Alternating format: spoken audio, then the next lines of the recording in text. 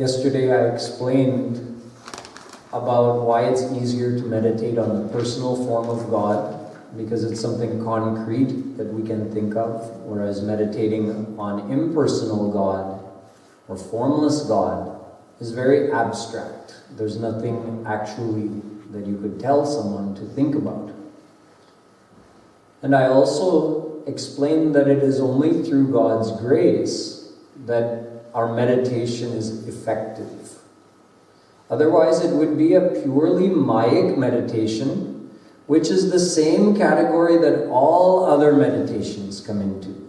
Mayic meditations. Because what are we using to meditate? Our Mayic mind. This mind is made of the energy called Maya, which I described to you on the very first day. That's the material energy. So our very mind is Mayic. It's material. So how can a material thing reach divine God? It can't. Even if God were standing right in front of us, we still wouldn't recognize His divinity. Even though He's omnipresent and He's the form of bliss, we don't experience that bliss because our mind and our senses are material. So we're like the ant who spent the whole day on a mountain of sugar, but came back at the end of the day and told all of the other ants that, boy, that sure was a really salty day today. And they said, what are you talking about? That whole thing was made of sugar. We were carrying the grains of sugar back to our mound the whole day. Why are you saying it's a mound of salt? Everybody agrees it's a mountain of sugar. So the one ant kept insisting that no, all I tasted was salt all day. So they investigated and they found that that ant had a big lump of salt in his cheek. So no matter how much sugar he had in his mouth, the whole day, all he tasted was salt. Something like that, because our mind and senses are material. So even if God is actually standing in front of us, or back up 5,000 years and we went to Braj during Shri Krishna's avatar, or back up even more to Ram's avatar, and we actually met Ram face to face or Krishna face to face, even then we wouldn't have recognized their divinity because our eyes are material. So even divine things appear material to us. And even though we are swimming in the ocean of bliss, literally, because God is Anand and He's omnipresent. So we're swimming in the ocean of happiness, yet we're going to die of thirst. Tulsidas Ji says that how is it that the souls are completely surrounded by God, yet they can't experience God? Ananda Sindhu Madhya Tava Vasa Binu Jane Katamarasi Piyasa. You're swimming in the ocean of divine nectar, yet you're dying of thirst. Yes, this is because we can't experience divinity with our material mind. So then how will we meditate on God? This was the question I brought up yesterday. Because God is divine and is completely beyond the material energy. Just like you can't see with your ears, you can't hear with your nose, you can't taste with your eyes, each individual sense is relegated to one specific way of perceiving the world. And that is within the material world. So when our eyes cannot even hear a material sound, see, our senses are even limited within this material world, then how can they perceive something beyond the material world? Divine God. It's impossible. So then when we meditate, whatever we think of, we may be trying to think of God, we may be trying to think of Krishna in our mind, and picturing Him exactly how we've seen the photos that are made or the murtis, yet whatever we're going to visualize is only going to be material. This would be true except for one thing, that God is gracing us for our effort. This is the thing that makes this Roopdhyan meditation of a different kind than other meditations, because you can separate all meditations into two categories. Those meditations where the mind is being used to focus on something, but within the material realm. And those meditations, or you can say that meditation, where your mind is in God. God is gracing you for that. That's what bridges the gap between us and Him. Otherwise, we could never think of Him. We could never imagine Him correctly. And even though we're not imagining Him correctly, as He actually is in His divine form, yet He knows that we're trying.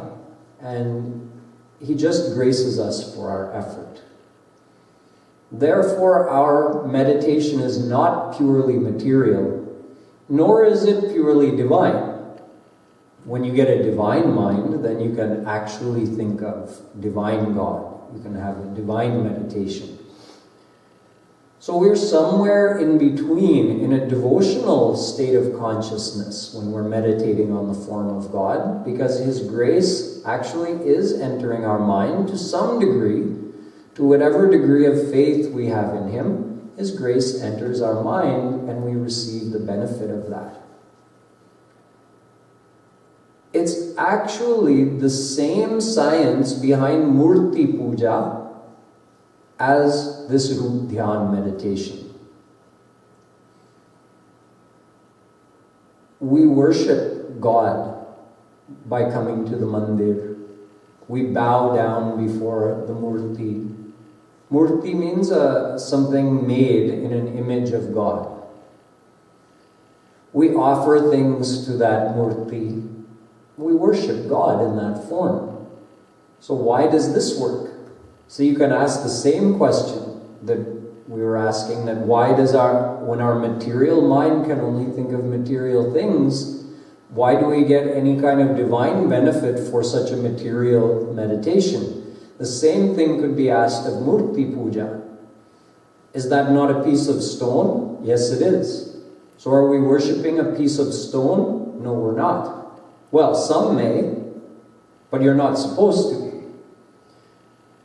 God is omnipresent, so God is in that piece of stone, is He not? Yes, He is. He's not only in the piece of stone, He's everywhere. He's in the chandelier, He's in the ceiling tiles, He's in my microphone, He's in the water. He's everywhere. So He is in that piece of stone. When we worship God in the form of the Murti, we are not limiting God. We're saying that God is also in this, so I'm focusing my attention on this. You could worship anything. You could say, God is in this microphone. I'm going to bow down to this microphone. Nothing wrong with that. But the Murti is more likely to help us evoke some real feelings of attachment for God. Plus, the Murti is actually created according to the description of saints who have met God. So that's supposed to help us form an image of God. This all works because God is omnipresent, all-knowing, and gracious. If He weren't these things, then even Murti Puja wouldn't have value. But you see, it works like this. There are 4 different situations, possible situations. You can worship a divine entity, meaning God, or you can say you can attach your mind to God, not knowing that He's God, and you will attain Him. You can attach your mind to God, knowing that He's God, and you will attain Him. You can attach your mind to a material thing, thinking of God, being in that thing, and you will attain God.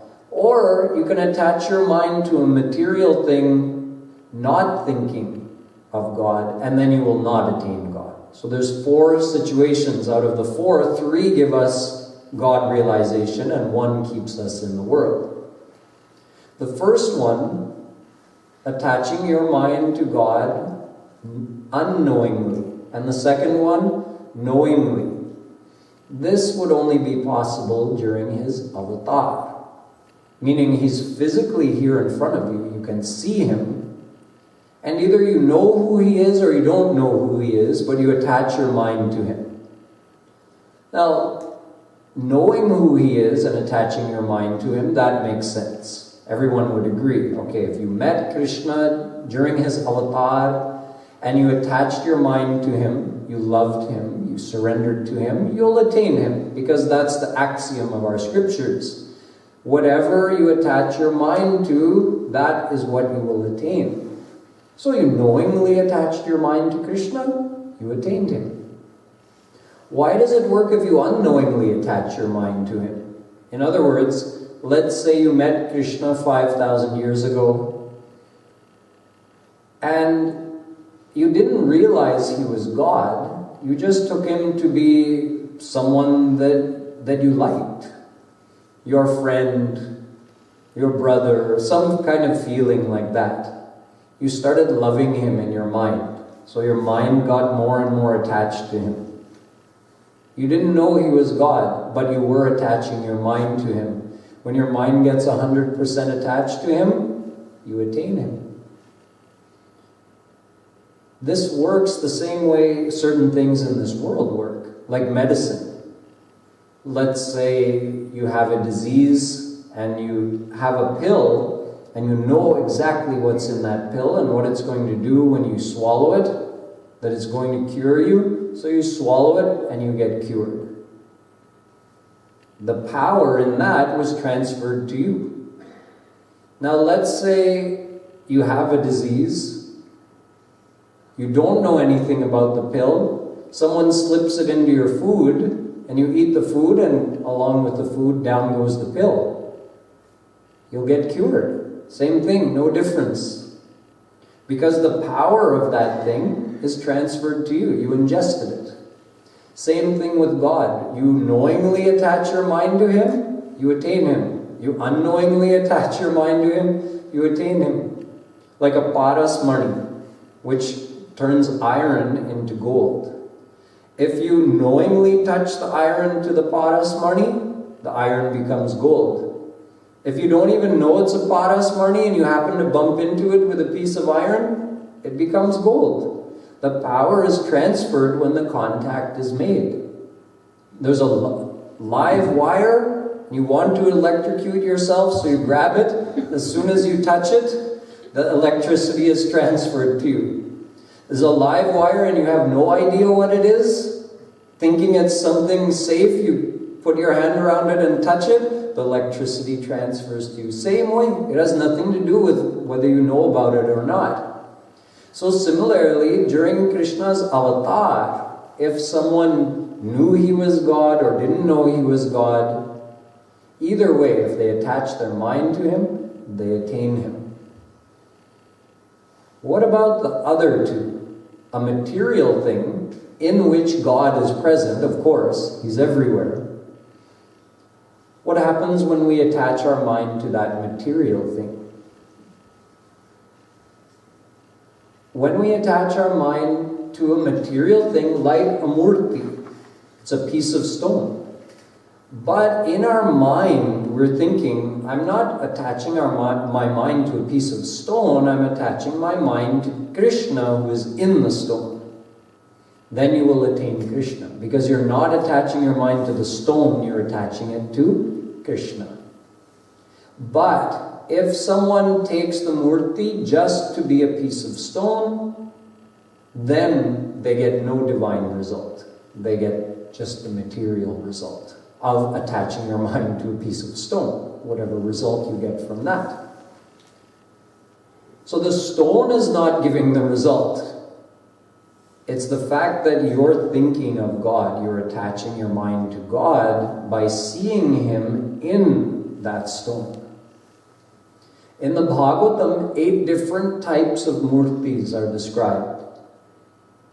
Shaili darumayi lauhi lepya lekhya cha saikati manimayi manomayi manimayi pratimashtavidha smrita. 8 different materials that a murti can be made of are described in this shlok. The first one, shaili, out of stone, carved out of stone. Second one, darumayi, carved out of wood. The third one, lauhi, made out of some kind of metal or mixture of different metals. Lepya, made out of clay. Take some clay and form it into a murti. Lekhya means not a 3-dimensional murti, a painting. That's lekhya, someone just like likhna. So someone painted a picture of God, that is also considered a murti. Saikati, formed out of sand. Manimayi, made out of jewels. And Manomayi, man se banayi hui murti. The murti you imagine in your mind. How do you do that? Roopdhyan, what we've been talking about. You close your eyes, you imagine Shri Krishna or any other form of God in your mind. You've created a mental murti. And it works the very same way. You don't get the result of worshipping the piece of stone. You have to put your faith in that stone that God is in this. So I'm worshipping Shri Krishna, who is everywhere, but I'm just focusing my attention on that piece of stone. And He graces you accordingly. You're attaching your mind to Him through the stone. That's fine. He graces you for that. Same thing with your meditation. If you're just meditating without any feeling for Shri Krishna, it's not the same. When you form that image of Shri Krishna, you also have to imbue it with your faith. Just like you imbue your murti puja with your faith, that Krishna is in this. So you form the image in your mind, and then you say, Krishna is in this. He is right here. So just like the stone is not an exact representation of what Krishna actually looks like, nor is the image you form in your mind an exact representation of what Krishna looks like, but He graces you for your effort, for the faith that you imbue in that. That faith is the joining power of the mind. Through that you join to Krishna, and then you receive His grace. There's a story of Namdev, who was a great saint, a bhakt of Shri Krishna who lived in Maharashtra. When he was very young, he lived just with his mother and his mother's father, his Nanaji. His Nanaji was a big devotee of Shri Krishna. He did a lot of puja to his murti of Shri Krishna every day. And Namdev used to love to sit with Nanaji and watch him do everything, and he used to wait and wonder that when will I get to do puja to Shri Krishna? So one day Nanaji had to go to the next village, actually for a couple of days. So he left Namdev in charge, and he said, you're not trained to do the puja in the way I do. You can't offer all these different things all the different times of the day like I do, but just do this much. Heat some milk up for Shri Krishna and offer it to him once a day. And after he takes it, then you take the rest as prasad. Namdev was so happy. I'm going to get to do the puja to Shri Krishna. So that night, he couldn't sleep. Kept asking his mother, is it time to get up? Is it time to get... No, sleep a little more. It's not light out yet. Finally, morning came and he got up and he got some fresh milk and he started heating it up, and he put some saffron and different elaichi and different spices in it to make it taste good. A little bit of sugar. He made sure it wasn't too hot nor too cold, and he brought it and he put it in the mandir in front of the murti of Shri Krishna.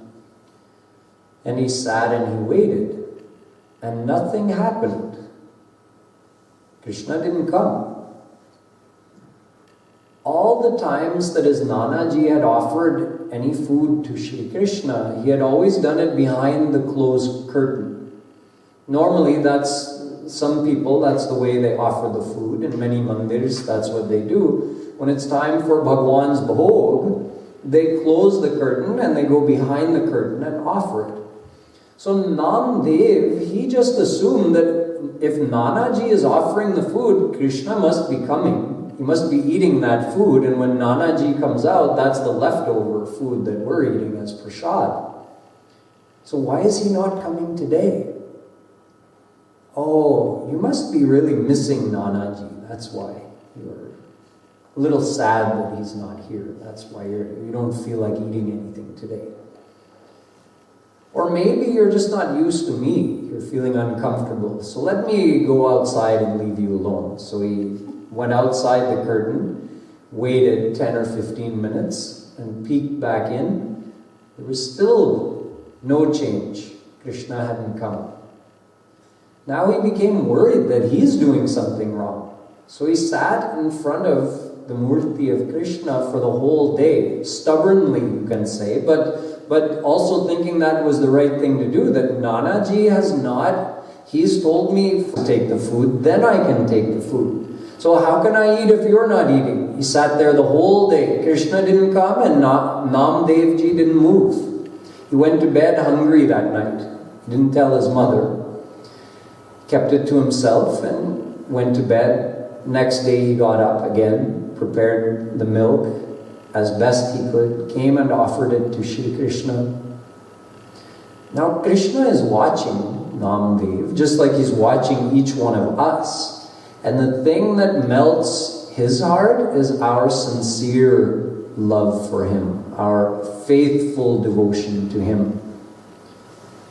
Patram pushpam phalam toyam yo me bhaktya prayachhati tadaham bhaktyupahrita mashnami prayatatmanah.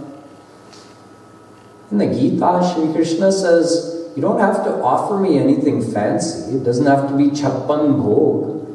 You can offer me something as simple as a leaf, a flower, a piece of fruit, a glass of water. If it's offered with bhakti, with faithful, sincere love, then ashnami, I come and I accept it. Ashnami literally means I ingest it, I eat it. In other words, he physically comes to you when you have the full faith. But the faith has to be complete. He's watching all of us now. He's waiting for the right time to come. But as I explained yesterday, why would he come to us when we're not qualified to even realize that he's God or even get the benefit of his association? We wouldn't have any kind of divine experience even if he came to us right now, because we would think he's material due to our material senses and mind. So he's watching, waiting, hoping for that time. When will this soul surrender to me so I can give him my grace? He can get the divine vision, and then he can recognize me and we can meet. He wants to meet us just as much as we want to meet him. More, you can say. Jo tu dhave ek pag to main dhaun saath. In the words of Shri Krishna himself, if you take one step towards me, I run 60 steps towards you. But we have to move towards him. He says, on the other hand, if your heart is closed to me, Jo tu karo kaath to main lohe ki laath. If your heart is like a piece of wood, then mine is like a piece of steel. If our attitude when we offer the food is, it's just a formality, he's not going to come, then it means our heart is like that piece of wood. It's a competition. Krishna says, okay, I can also be tough. You don't want me to come? I won't come. Even when we ask him to come, oh, please come and eat this food. Yet, when our faith is not complete, our mouth is saying, please come, Krishna, and our heart is saying he won't come. He's listening to our heart. Our heart is saying, don't come, you won't come, I don't believe you will come. But he's watching and waiting. So Namdev, he must have done a lot of devotion in his previous life because his heart was very pure. And as he was sitting and waiting for Krishna, his heart was purifying more because he's exercising his faith. He's attaching his mind more and more to Krishna. He's not treating this murti as a piece of stone. To him it is real Krishna. He's not at 100% yet, but he's getting there, and Krishna is watching. For every tear a soul cries to meet Krishna, Krishna actually sheds a tear out of his sincere desire to meet that soul. Imagine. We don't think of God as wanting to meet us, but it's a fact. Ye yatha mam prapadyante tas tathaiva bhajamyaham. Gita. Shri Krishna says, whatever feelings you have for me, the same feelings are induced in my heart. It's not a decision he makes or some kind of act he's putting on. He actually feels that for us. So imagine how close is Shri Krishna to coming to Namdev now. He's getting very close. But the whole second day also goes by and Namdev sat and Krishna didn't come.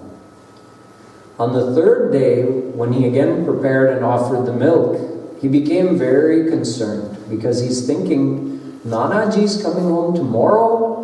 If he comes home and you haven't eaten anything, he's going to scold me. He's never going to let me do your seva ever again. So he started crying. And he was crying the whole day, Krishna come, please come to me. His heart is purifying, purifying, purifying. It is said that those tears of selfless love for God are the most powerful purifier of the heart. They wash away all the impurities of the heart. So he actually reached that point of 100% purity and surrender, and Krishna appeared out of the murti, picked up the milk and started drinking it, gulping it down. And Namdev watched and then grabbed his hand and said, hey, Nanaji said you would save some for me. Shri Krishna gave it to him. And then when his Nanaji came, he explained to him what had happened. And Nanaji was amazed that Krishna never came to me. Look at this. My grandson had actual faith in Krishna, and I have just been worshipping a piece of stone for my whole life. So this is how Murti Puja works. It's a means of, it's giving us a way to attach our mind to God. As I explained yesterday, God is not just a formless divine entity who is omnipresent in that abstract way. He is also in his personal form, and he's omnipresent in that personal form. Vasudevah sarvamiti samahatma sudurlabha. Gita. Shri Krishna says, once a soul becomes God realized, he sees the whole world as that form of God that he has attained. So if you worship Shri Krishna, you see the whole world as Krishna. If you worship Shiva, you see Shiva everywhere. So He is omnipresent in all of His forms. All we have to do is attach our mind to Him some way, somehow. So Murti Puja is one method of doing that. But you see, it's not the physical act of the Murti Puja. It's the fact that your mind is having faith and is thinking of God. So you can do the same Murti Puja in your mind without physically moving a muscle. You can just close your eyes, make your own Murti of Krishna, and then bring Him to life. Talk to Him, serve Him, give Him a bath, dress Him up, offer Him food, dress Him with beautiful jewels. All the things you would want to do to your Murti at home, but you can do it free of charge in your meditation. You never run out of agarbatti or chandan. You could be doing Murti Puja every morning and all of a sudden, oh, I didn't notice that the chandan was finished. How am I going to put tika on Krishna today? It's okay, close your eyes, grind some chandan in your meditation and put it on Him. Bas ho gaya. It's not the physical act of putting the chandan on Him that gives you the benefit. It's the mental attachment to Him. That feeling that I'm really putting this chandan on Shri Krishna.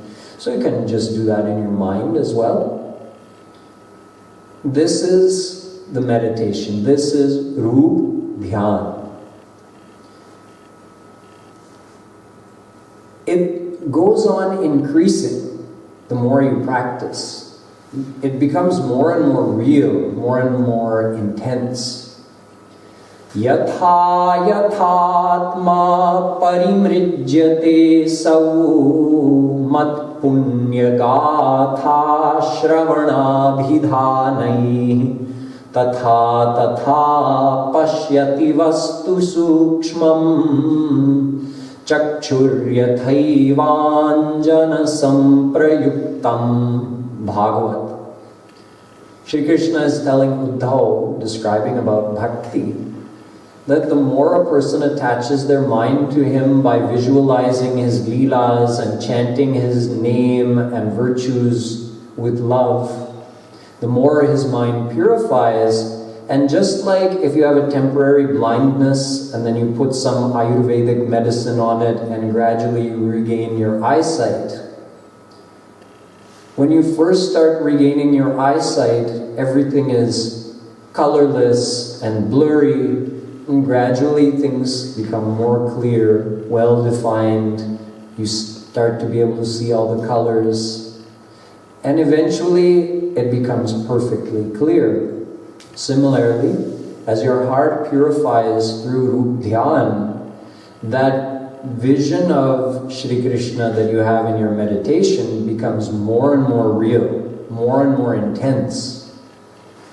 One time there was a Sethji, a businessman, who was very money-minded, but he used to practice Roopdhyan every day. And he used to love to cook for Shri Krishna in his Roopdhyan. So every day he would make something for Shri Krishna, and then he would offer it to him, and he would watch Shri Krishna partake of that. Today he decided, I want to make some kheer for Shri Krishna. So in his meditation, he's got all the ingredients, and he's got this container of kesar, saffron. You know how expensive saffron is, but to really make the best kheer, you have to use some saffron. You don't need that much, you put a proportional amount in. So as he was cooking the kheer in his meditation, he put some saffron in, but by accident he tipped the whole thing in the kheer. And this is a boiling pot of liquid. But he was so money-minded, he couldn't help himself. In his meditation, he's going to start taking the saffron out. And Shri Krishna grabs his hand and says, well, it's not worth burning your skin off your hand just over some saffron. Oh, but it's so expensive. That was the moment of God realization for that Sethji. Krishna had come to him. His meditation had actually become real. So when we get to that point, which takes practice and time, real Shri Krishna appears before us. There was another Sethji who was also very money-minded, but not very successful. He didn't have much money. He got himself a little murti of Shri Krishna and he started worshipping him. And as he went on worshipping Shri Krishna day by day, it also coincidentally happened that his business also was going down day by day. Whatever little money he did have, he lost all of that as well. So someone said to him, "Why are you worshipping Krishna? If you want to get more money, you should worship Durga." So he got himself a murti of Durga Ji, put her there and put Shri Krishna on the side. Started worshipping Durga Ji.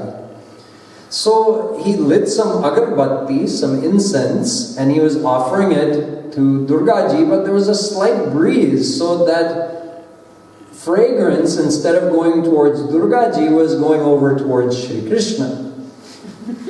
He became upset that you took everything from me, now you're also taking this?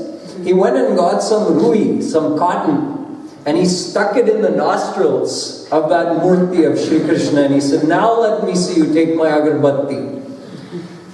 Shri Krishna appears before him, real Shri Krishna. And Sethji, the first thing he says is, "Why have you come now? I was worshipping you for so long. Now that I've put you on the side and stuffed cotton in your nostrils, you come to me?" He says, "You didn't believe in me until now. Now you actually had the faith that that was really me, so I had to come." So this is how the faith and the Roopdhyan works. He's there waiting, but we have to join our mind with him 100%. To get to that point of 100%, whatever percentage we have, we just start from there and we start practicing. So before we do a little bit of Roopdhyan, we'll do a little more guided meditation like I had you do last session. So let's close our eyes. Get comfortable. For this Roopdhyan, there's no required way of sitting with your legs crossed a certain way or your hands held a certain way. Just be comfortable and be alert. Sit alertly so that your mind does not feel lazy or get more encouragement to go to sleep. Sit in an alert but comfortable posture, whether you're on the floor or in a chair. And you can visualize Shri Krishna as I described him to you yesterday. Bluish complexioned, holding his flute, wearing his golden crown with the peacock feather, dressed in his saffron silken dhoti and pitambar, standing as Shri Krishna does in his own style. We call him Tribhangi Lal. Bluish complexion Shri Krishna always stands in his own very cute style, meaning from the waist he bends a little bit and his neck bends back the other way, and he also crosses his feet. So he's bent at the ankle, bent at the waist, bent at the neck. So it's called Tribhangi Lal.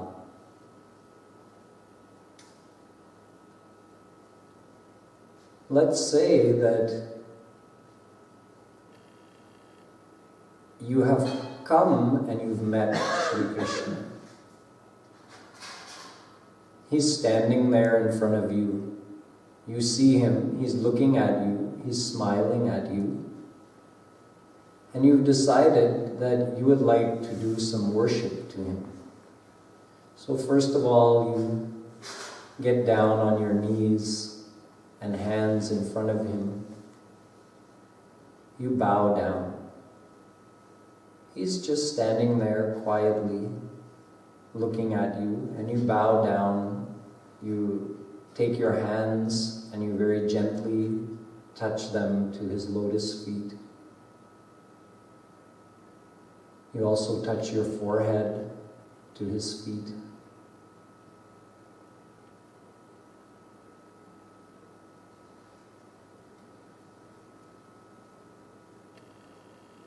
Here, where you've met Shri Krishna, there are many things for you to offer to him. There are many flower malas, necklaces of gold, strings of pearls. So you can pick something up that you would like to offer to Shri Krishna. A beautiful flower garland, perhaps, which has many fragrant flowers from the forest. And you take this perfectly made flower garland and you approach Shri Krishna, looking at him, looking in his face, and he looks at you and gives you the look that, yes, it's okay, you can go ahead and put it on me. So you reach your hands up and you put the flower garland on him. You notice that he's wearing one gold necklace that has a diamond in it, a big diamond. But there's another necklace that you want to put on him. It's got an even bigger diamond, and it's a blue diamond. The biggest diamond you've ever seen, made into a beautiful necklace. So you take off the other one he's wearing, you remove that, you put it on the side, and you offer him this new necklace, golden necklace with a beautiful blue diamond in it.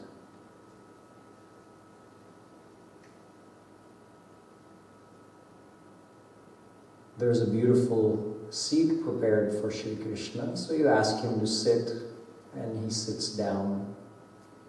He puts his flute on the side, and now you come and you bring him, you offer him in a beautiful, ornate glass something to drink, something that you perhaps prepared in advance. It could just be water. It could be some lassi. Could be some thandai. Anything like that. You offer it to him and he accepts and happily starts to drink it.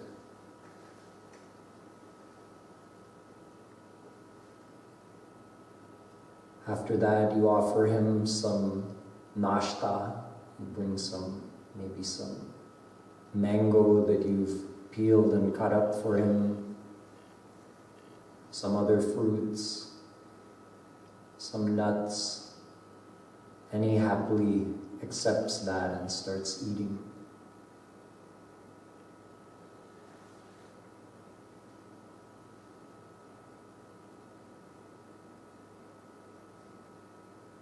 After this, you bring something else. After he's had his snack, you offer him some roti or paratha or puri and some sabzi and dal that you've prepared. Maybe some specialty, whatever your specialty is that you're good at cooking. You've prepared that for him and now you're offering it to him. And he looks happy seeing that this has been prepared with so much love for him. So he starts eating it, and he's enjoying.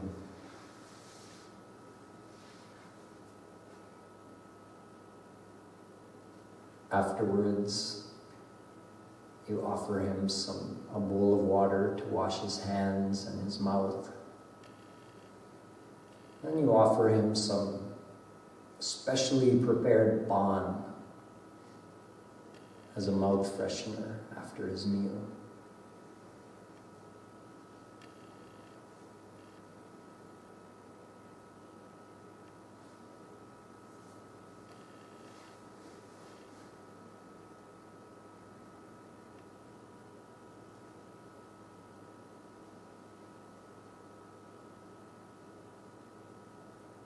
In this way, whenever you want to meditate. If you like to do seva to Shri Krishna, if that's an easy way for you to think of him, you can do any kind of seva to him. You can give him a bath if you want. You can dress him up. You can even imagine Shri Krishna being a baby or a little child, your little child, that you're taking care of, bathing, dressing, putting him to bed, feeding him. This is all Roopdhyan, and it all counts as meditation, because during this time you're faithfully thinking of Shri Krishna, you're seeing him in front of you, and faithfully believing that that is Krishna. And thus we receive his grace through such a meditation. You can slowly open your eyes.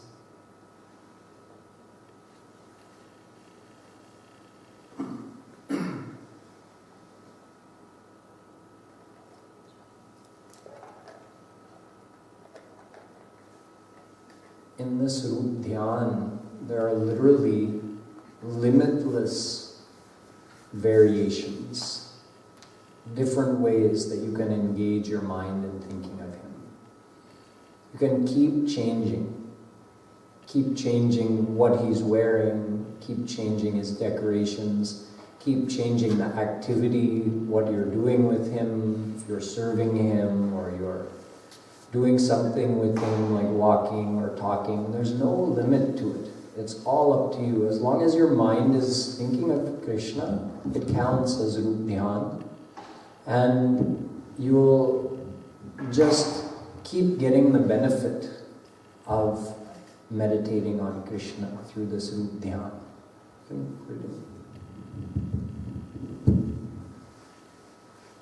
So does anyone have any questions or anything you want to bring up about this experience that we just had of doing this Roopdhyan? Anything that was different than other experiences you've had, or something that surprised you, or something you had difficulty with?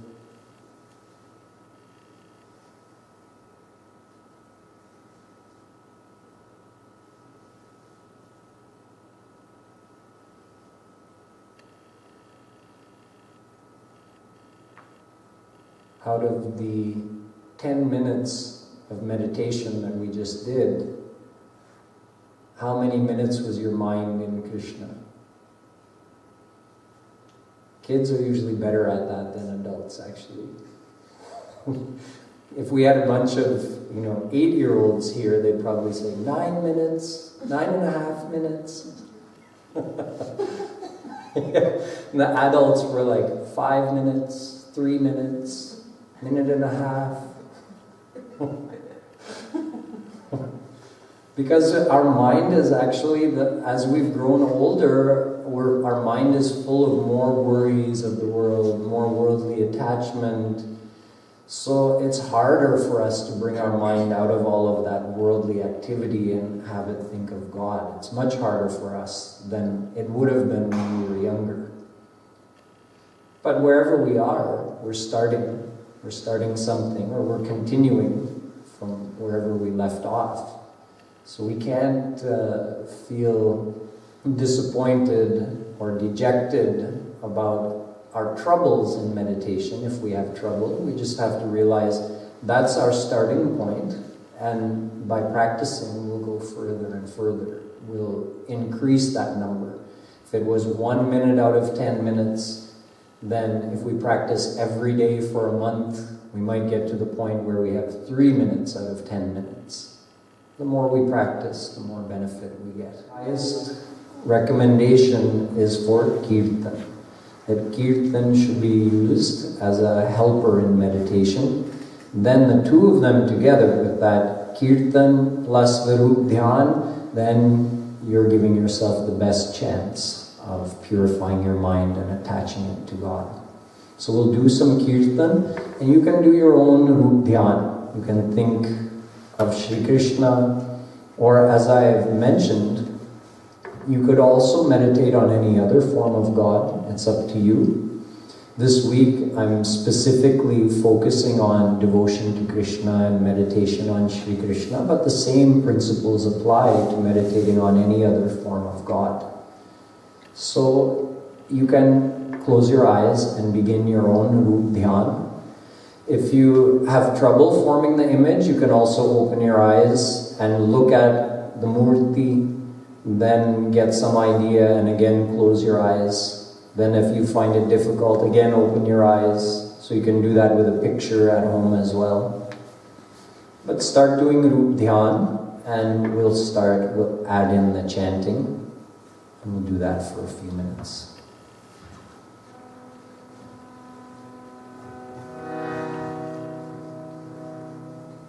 Radhe Radhe Govinda Radhe Radhe Govinda Radhe Radhe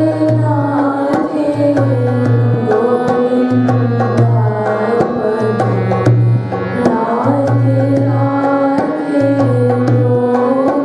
Govinda Radhe Radhe Govinda Radhe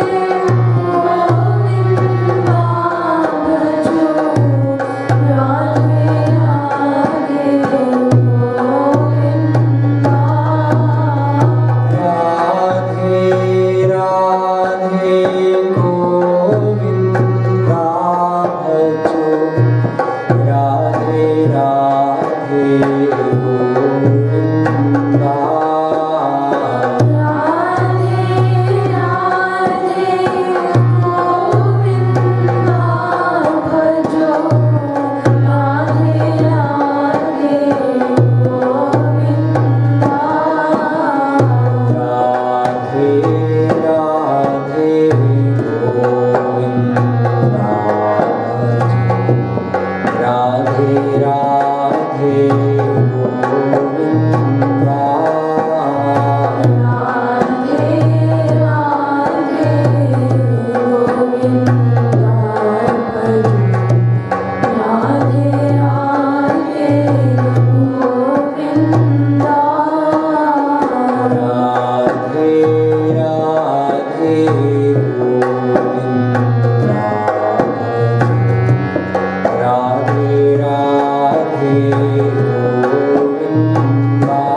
Govinda